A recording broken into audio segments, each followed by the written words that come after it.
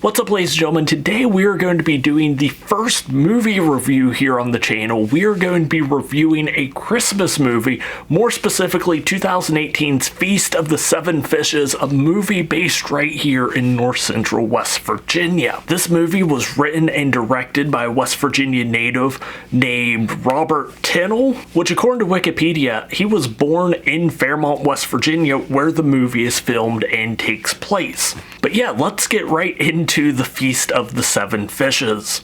It's an Italian-American Christmas romantic comedy that is a guilty pleasure of mine to watch. I've probably watched it before this review.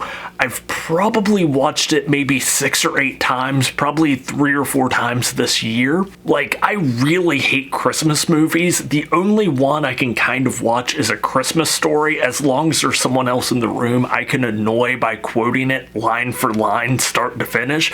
But besides that, I hate Christmas movies. I hate, kind of cheesy cookie cutter Hallmark Christmas movies. But this movie is very different. And I say that because it's more of a celebration, kind of a love letter to North Central West Virginia, Italian-American traditions, and just food in general. The vast majority of this movie is about making food, prepping food, talking about food, or eating food. And that's what makes it so great. So the main character of this movie is a kid named Tony Oliverio. He's an artsy-fartsy sweetheart of a kid that works at his family store, and we, the audience, find out that he has recently been accepted into an art school out of the area up in Pittsburgh, Pennsylvania. We also find out that his love interest, a girl named Katie, and him have recently, or at least semi-recently, broken up. There are family members who still aren't aware that they've broken up, so it's probably been a recently, and I'm just going to rapid fire go through all the characters that we're introduced to within the first 20 so minutes of the movie. It is a fairly short movie, I think coming in at like 96, 99 minutes, so just a little bit over an hour and a half. You have Tony Oliverio, the main character of the movie, Angelo, who's Tony's cousin and best friend, Sarah, who's Angelo's girlfriend, Beth, Sarah's friend that comes from a rich family. She grew up in the area, but she attended a private school, and she attends an Ivy League college away from the area. And her boyfriend went on a skiing trip instead of coming to West Virginia to visit her for the holidays. So you can kind of see where some of the Christmas romantic comedy tropes start to form in this movie, but stick with me. It's not a stereotypical Christmas movie like Hallmark movie. Just bear with me. Tony's father, who runs the family store, his grandfather, who owns the family store, his uncles Frankie and Carmine. Frankie may be a criminal, and Carmine is the baby of the family. Nani, Tony's great-grandmother, who I love to death, she screams at the TV, she calls people prostitutes.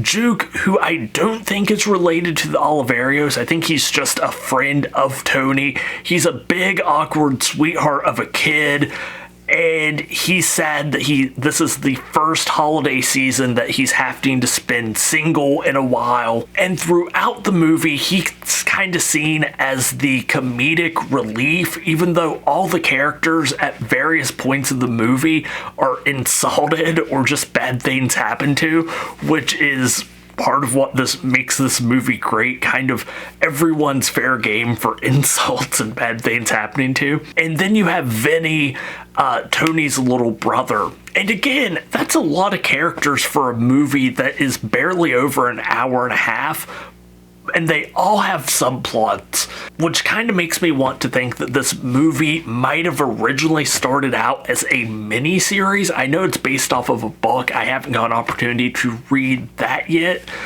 But being introduced to all these characters in the beginning of this movie is really what it's like to go and spend a Christmas with someone, especially someone from the Mediterranean area. I don't care if they're Italian, Sicilian, Greek, you're going to be introduced to grandparents, you're going to be introduced to parents, you're going to be introduced to at least 4 or 5 aunts and uncles, their spouses, at least a dozen cousins, siblings, maybe some godparents, and Uncle Polly's ex-wife. Uncle Polly doesn't get invited to Christmas anymore after he got out of jail the last time, but the grandparents love him so much they always invite his ex-wife. And the beginning of this movie is pretty cookie cutter until Sarah and Beth get high and go out to eat a bunch of pepperoni rolls. Sarah invites Beth out to spend the evening drinking with Angelo and Tony.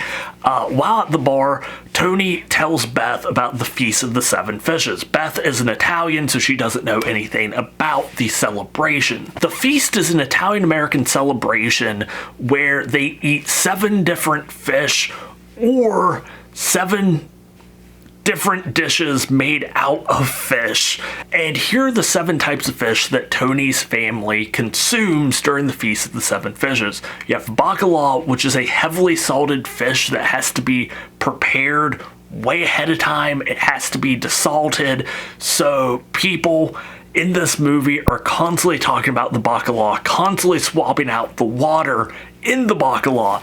If you want a great drinking game to go along with this movie, anytime anyone mentions bacalao or changes the water in their bacalao, take a drink. Just kidding, it's only an hour and a half movie, and this is, you could argue that the preparing of the bacalao is the main plot of this movie.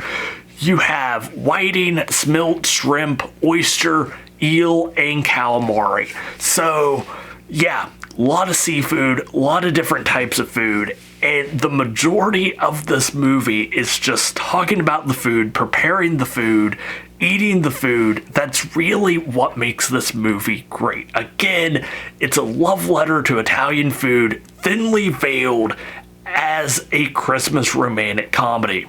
Anyways, their good time is interrupted when a patron of the bar tells Tony that his ex, Katie, is going to be making her debut tonight at a local strip club. And this is also the thing that makes the movie great. You're not going to see strip club fistfights in your Hallmark Christmas movies. You're not going to see armed assault or drug use or underage drinking. And there's also just beautiful shots of downtown Fairmont and the River Valley and the $1 Million Bridge, but mainly we're here for the armed assault and the drinking and the drug use and the fistfights. Like, that's why we're here. And if you're not from the area, you might be wondering, how many strip clubs could there be in a super small, super rural area like North Central West Virginia? At one point, there was about 4 or 5 disgusting, dirty little strip clubs. You had Little Vegas, which is the one I got invited to. I think it was like 2008, 2009. The guy who invited me to it, here's how he tried selling it to me. There's one dancer there who's kind of hot like a mom, and I'm like, well, there's a lot of red flags in that sentence. And he said, if you ignore her knee brace, and I just zoned out. I'm like, this guy can never find out about the internet. Didn't go. And when I say they were dirty, I don't just mean like metaphorically. I mean their target audience, their main clientele were coal miners who had just gotten off afternoon shift. Other one was the Butt Hut. I don't know what its actual name was. I don't think anyone knows what its actual name was. Everyone just called it the Butt Hut. Yeah. So after going to the strip club and talking to Katie and getting into a fight, Katie is fired before she is ever able to make her debut.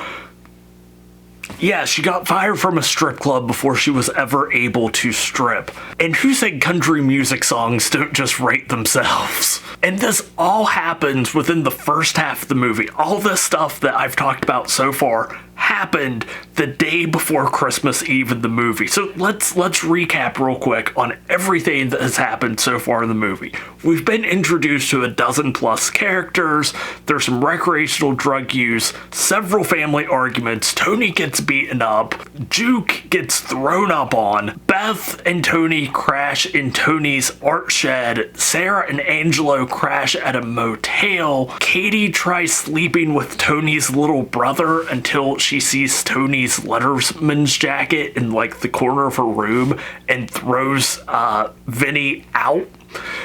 And this is where this movie really shines. It's in the dialogue, it's in the little bickering and the little quips that characters say to each other.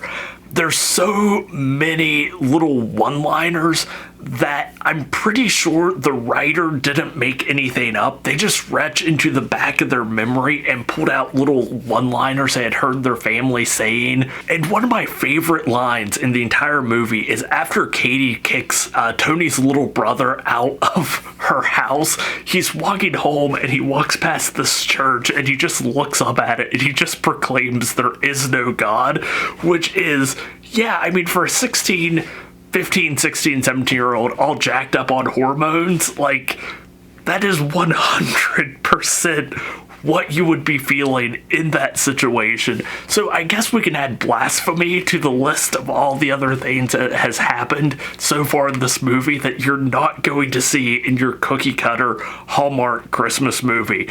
You might as well have just stuck to overpriced pieces of paper there, Hallmark, because you ain't got nothing on this movie.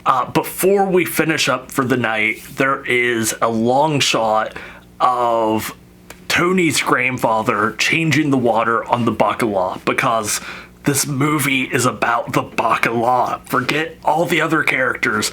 This movie is actually about a super salty type of fish. The next morning, Nani needs a ride to the store to pick up some things before Christmas, and she walks into the art shed to find her great-grandson and a mystery woman, which leads to one of the greatest conversations in the entire movie. She comes in, she's ranting in Italian. The grandfather's trying to console her, trying to figure out what happened. She calls Beth a prostitute in Italian, which all just ends with Tony coming running in and his grandfather looking at her and being like, "What did you do?" Which is the best answer for that situation. So Nani calls Tony's Uncle Frankie to take her to the store since she's not going to be talking to Tony anytime soon. And once Uncle Frankie's there, he asks Tony, who punched him because he has a black eye, and he doesn't really tell him, so he offers to drive Beth home and to take Tony back to the family store so that he could work his shift for the day. After he drops off Tony, he kind of asks Beth, who gave Tony the black eye, to which she tells him it was the strip club owner. So Frankie goes over and breaks the guy's nose with a pair of channel locks. Remember when I said Frankie may or may not be a criminal? I love Uncle Frankie to death because there's so many moments throughout this movie. You find out that he's running a gambling ring, like a sports betting ring. He breaks a guy's nose. At one point he's talking about picking up saffron up in Montreal, and Beth was like, "Oh, what were you doing up in Montreal?" And he's like, "Oh, just business." The next thing we have to talk about is organized crime families in north central West Virginia. Every couple months, someone will send me an article with a title like "Clarksburg was once a West Virginia mafia town." Once implies that they stopped, which allegedly, Clarksburg was at one point a mafia town. So we're going to have to talk about coal towns. You can really watch any of my videos on the Matewan Massacre, the Battle of Blair Mountain, or the Monongah Mine disaster if you want an in-depth talk about coal towns and the problems with them. But one of the biggest problems with them was if you lived in a coal town, you lived in coal company owned housing, and they would take the rent directly out of your paycheck. But But since the housing was owned by the coal company, these coal towns were often policed by coal company guards. Now, a lot of these coal towns that were predominantly Italian, what you would see is these organized crime families would move in, and they were more than happy to provide security for the coal companies as long as the coal companies paid them for their services. Again, all of this is allegedly. By the 1920s, some of these individuals had worked their way out of the coal towns. They were able to afford their own housing. They were able to open up their own businesses. But a lot of these organized crime families allegedly pursued them and still tried running the racket, still tried getting money out of them, even though they no longer lived in the coal towns. And this was up until an individual was murdered named Frank Naples. After he was murdered by a mafioso family, local police actually had to get involved. This was one of the first cases. Typically, if something happened in an Italian community, they would just let the community deal with it. This was really the first time outside law enforcement had to get involved. And in 1923, 8 members of the Black Hand crime group were arrested and successfully prosecuted. And in one fell swoop, all the mobsters working in North Central West Virginia were arrested, put behind jail. I think a couple of them were executed at the penitentiary, and there were never any problems with organized crime in North Central West Virginia ever again. Allegedly. Man, I love Uncle Frankie. So also in day 2, we have a scene that takes place inside the Oliverio family store, and this scene is just 100% pure North Central West Virginia fan service.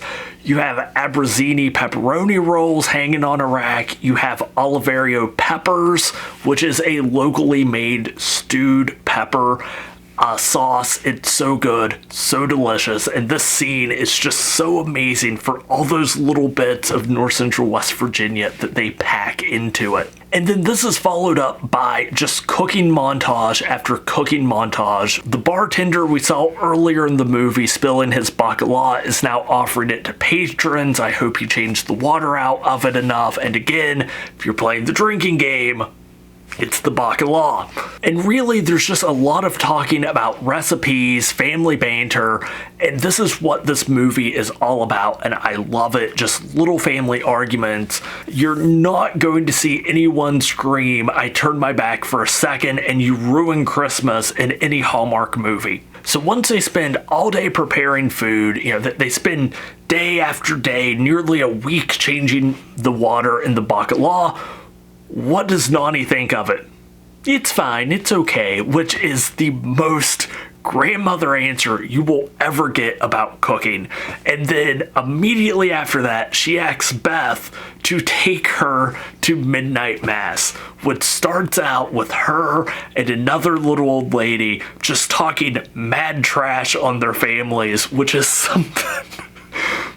Little old ladies, they have the greatest insult, especially little old church ladies, and it doesn't matter what the denomination is. Seriously, go to a potluck, go to a church cover dish dinner, and then afterwards just listen to all the trash they have to say about everyone else's cooking, especially their own families. They are brutal. Katie even makes an appearance just to watch the celebration that she's missing out on from a distance. And maybe I'm reading a little bit too much into it, but I feel like Tony, Juke, and Katie, their stories, their plots are super relatable to a lot of West Virginians and former West Virginians. Hear me out. So Tony has an opportunity to leave West Virginia, leave his family, leave the traditions, and pursue art school in Pittsburgh, something he really wants to do, which is something a lot of West Virginians have to struggle with. Well, Katie, on the other hand, she kind of reminds me of someone who was once part of these traditions, once part of these families. someone who moved away from West Virginia and misses all that stuff, right? She's watching it from afar and she hates the fact that she can't be part of that anymore. She kind of represents a West Virginian that moves away and reluctantly misses it. And then you have Juke, who is sticking around trying to make the best of it, really trying to do the best he can, because the alternative of being stuck in West Virginia and not trying to make the best of it is kind of sad and super uncomfortably relatable for some people. Moving on, Beth and Nany have a heart-to-heart where they kind of agree that they'll tolerate each other, but Nany threatens Beth that if she ever hurts Tony, she will place the evil eye on her, which is kind of an old country type of witchcraft. If that's something that interests you, I did an entire video on witch tales from the West Virginia hills. Definitely go check that out. And if you haven't yet, hit that subscribe button. Anyways, Beth's boyfriend shows up like a Scott Pilgrim villain, and Tony gets into his second fight in 2 days. Coming from someone that's overwhelmingly Irish, 2 fights in 2 days around the holiday seems a bit excessive. Like, that seems like a little bit too much. After this, the movie starts resolving, and it kind of just goes back to a cookie-cutter holiday Christmas romantic comedy. Juke takes Katie some leftovers so she doesn't completely miss out on the celebration. There's a joke I could make here about leftovers and sloppy seconds, but moving on.